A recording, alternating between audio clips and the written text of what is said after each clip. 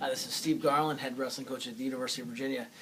Giving a dual meet recap. We just lost a close dual meet to UNC Chapel Hill, and I'm going to try to focus on the positives because when you're losing, it's hard to talk after the match. So I'm gonna try to focus on the good stuff, and I'll start off right off the bat with Louis Hayes.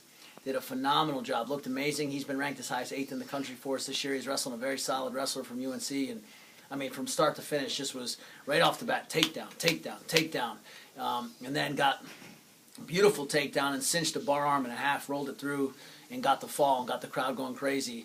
And incidentally, the crowd was amazing tonight. Thank you guys. Everyone who came to the clinic beforehand, that was a giant success, and also the crowd, just awesome. It was packed. It was absolutely packed. I'd like to see the final number, what it was, what the final tally was, but thank you guys for coming out. And Louis, you guys were going crazy for Louis. Louis got you guys fired up. We're up 6-0. Great start to the match. Couldn't have started any better. And Jack Mueller comes out wrestling. I believe the wrestler was ranked 16th in the country, and he comes out and really close match for about a period and a half. And then Jack started to open up. Got a takedown at the end of the second period that the referees took back when they challenged it. No problem. Completely stayed composed. Comes back. Escape.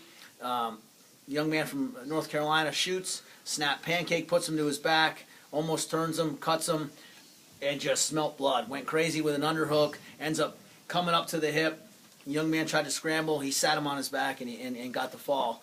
And it was just, like I said, the wrestler from Chapel Hill is very good. So it was nice to see Jack go for those bonus points there and be able to, again, electrify the crowd. I was going nuts. People were going nuts. We're up 12-0. And so what I'll say is it was kind of the tale of two dual meets. It was the first half of the dual meets, the lightweights put us in position to win. And the second half, the heavyweights couldn't keep that momentum going and finish it off. So, because we started, that's as good as you can start against a nationally ranked program. At 141, this was one of the heartbreakers of the night. We had a couple of heartbreakers tonight, and that was a big one. 141, we did everything to get the stall call at the end to put us in position to win. So, in other words, it's 3-1. We get the stall call. It's 3-2. That means takedown wins it. There's less than 30 seconds left, and Martino just was hesitant, and he couldn't. I think he overthought it a little bit, and he didn't get the takedown. And right at the end, with 2 seconds left, he throws a headlock and almost gets it. But if he would have done that 3 seconds earlier, who knows? Maybe he cinches it and we win. So that was a big one for us, and we all love Sam. Sam's one of the hardest working human beings I've ever met in any area of his life. He is absolute textbook in terms of the type of human being, worker, athlete you want to coach. And so it breaks all our hearts, people that know him. I mean, Jack's in our meeting just now said, I look up to you because of how hard you work.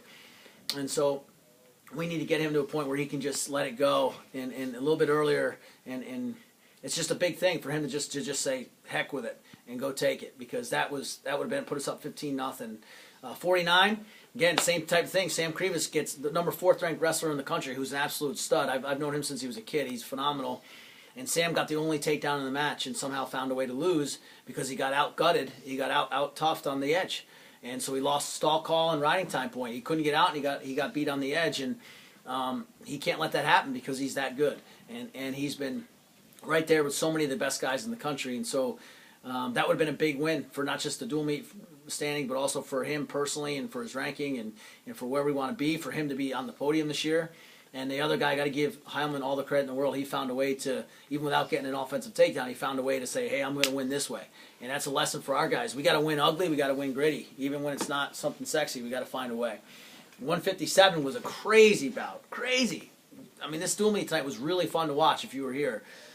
Our guy's getting wrecked. I mean, Fred Green was getting picked apart, and he just stayed the course.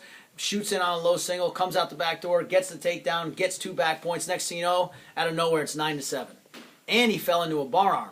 So as he tried to bounce him back in, there's only about 40 seconds left. If he could get that tilt, he wins the match. He ended up winning. He ended up losing 9-7. It was just amazing to see that type of turnaround. He stayed the course, and somehow made something happen. And that's Fred. I mean, Fred's a guy that he's just really hard to wrestle because you never know what he can do at any time in the match. 65, we won pretty solid. I think it was 7-1, 7-2. Andrew just did what he does. Takedown, solid positioning, ride. I think he could have done a little bit more. We hoped he could get bonus at that match, but he looked good. He did a good job for us with Andrew. So, and then, this is kind of where, for us, the wheels came off. At 174, Will Shaney, who's been nationally ranked for us all year, just didn't have a great match. He wrestled a total stud. He wrestled a 2-time All-American, but still, he's better than what he showed. At 84, We ended up giving up a lot of. We gave up bonus points at 84 with Michael Batista again, and he wrestled another very good guy, especially on top. He got picked apart. The guy's really good on top. 97 was another really exciting match. I would say as much action as we saw in any bout the entire night. I mean, Jay Aiello just continues to impress with his movement and his stance and his shots, but he didn't finish. And that's what cost him the match. Bottom line is he looked awesome, and he didn't get the win because he didn't finish. And then at heavyweight, again, Tyler Love fought his tail off. I thought he had a takedown that got taken back, and they didn't give it to him. And a couple of those tonight. But, I think maybe it was the right call. I'll have to go back and look at it. But, I mean, I don't think it was a crazy situation, but it was just he fought so hard for that position. You wanted him to get it, and that was kind of the difference. He was down 1-0 going into the third, and we had a decision to make, neutral or bottom. And the bottom line is we got to be able to get out. And we went bottom. We chose bottom. Almost got out, but didn't. So there's a lot of close bouts. Dual meet was a lot closer than the split. And a lot of good things for us, but the bottom line is we lost, and it hurts. And so, after dual meets, I try to keep the critiques and the criticisms for Monday when we're doing film and meetings. But so right now we're just trying to focus on what the good things were. But, hang with us. Just hang with us. That's all. You find out where loyalties lie when things aren't going well. I heard Tony Bennett say once, I felt it both ways, when the JPJ was packed and we're winning, and then when it's empty and boo birds coming when we're losing. So I just implore everybody to keep hanging with our kids, because our kids are great kids. Go Who's, and we'll see you next week.